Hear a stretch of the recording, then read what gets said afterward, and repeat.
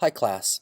Today I'm going to talk to you a little bit about how I think that online courses and e-learning can actually help create a more egalitarian society, and how the learning needs of different populations could actually be met better through the online platform than traditional classroom environments.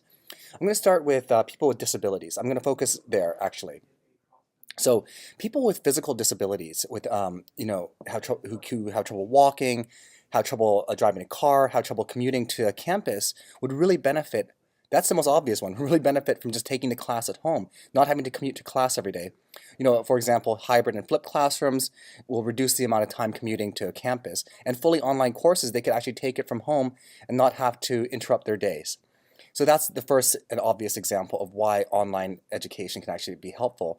The other ways I think that online education could be helpful for people with disabilities and people in general is that online education offers a lot of different learning opportunities other than the traditional model of what's called the sage on the stage, where you have a single lecturer talking to many students, taking notes.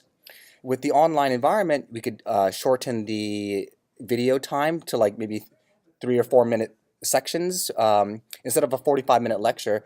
And that really helps people with ADHD, helps people with learning disabilities, helps people on autism spectrum, and it helps the general population as well. Because we know that with younger folks especially, that their attention spans after about 4 minutes kind of drop off. So that's a practice that we could all implement that actually helps create a more fair learning experience for people with different types of learning styles. Another example is for the deaf. For people who have hard of hearing, they can't go to a lecture and just understand what the lecturer is saying. So they're able to watch the videos with the captions on. That's really helpful. And there's a lot of students who actually prefer to watch video with the captions on. It helps English language learners to actually see the words on the underneath.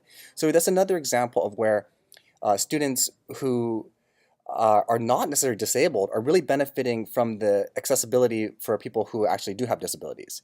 And I want to talk a little bit about screen reader technology as well. So we have, if we create online content that is accessible, people who, for example, who are blind, who wouldn't normally do well in a traditional classroom environment, would do great in the online environment. They have screen reader technology that's able to read the text, and that way they could have better access to the content.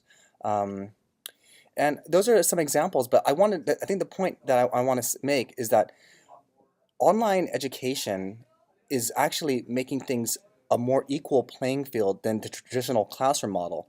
And I do not think that necessarily having a computer is a huge barrier anymore. In the past, it might have been a barrier for a lot of students, but today most students do have smartphones. And from what I'm hearing now is like people with disabilities are loving smartphones. They use a smartphone just as much as we do. So, and actually they consume content even in higher numbers than we do using their smartphone. So I'm a big proponent of online education to help actually level the playing field for people with different learning styles, people with disabilities, and for people who are just regular students too, who have no problem learning. I think a lot of them could benefit from these aspects of accessibility through our courses.